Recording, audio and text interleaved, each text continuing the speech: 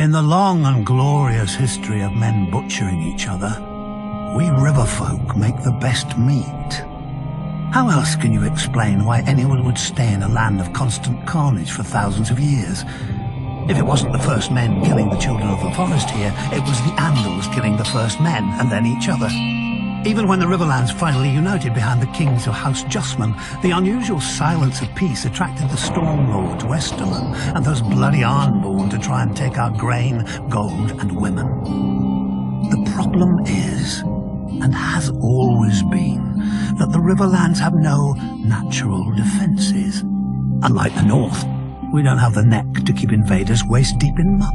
Unlike the Vale, we don't have mountains with narrow passes easily defended by stable boys with slings. Unlike Dawn, we don't have a blazing sun. Well, the Dornish. My ancestors may have had a funny taste in sigils, but they knew one thing. If you plan on staying in the Riverlands, you'd better have a strong castle.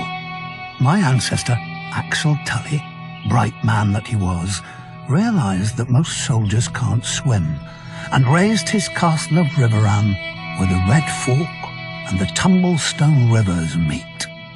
He built right up to the water on each side, daring attackers to force a crossing. If they wore armor, they'd drown. If they didn't, our archers would feather them from the battlements as they paddled.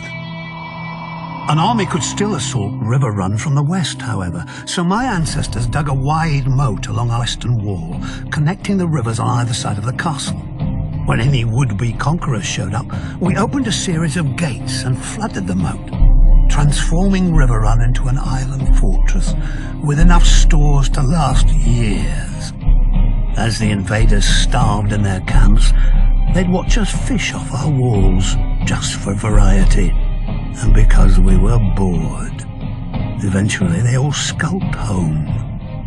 In the 1,000 years that Riverrun has stood, not once has it been taken by force. It's a proper castle. You want it? You have to marry into it. Even the damned Freys knew that much. Up-jumped toll collectors living on a bridge instead of beneath it like the rest of their kind. But finally, a Lord of the Crossing passed off one of his brood to his liege lord, House Tully, my nephew Edmure. People say Lord Walder arranged the Red Wedding to punish Robb Stark. I say he did it just as much to steal Riverrun. They've always envied our castle. Maybe they think 2 rivers can wash off the filth that coats them. They'll never know. The Lannisters could grant Riverrun to the Freys for 1,000 years, but that doesn't mean they can have it. Do you think it was hard to convince Tully's soldiers to turn against the Freys? Do you think we won't enjoy watching them simper as winter bears down on their pitiful camp? I even carved a new fishing rod for the occasion. When the starving Freys look up at our walls, we'll wave our trouts at them.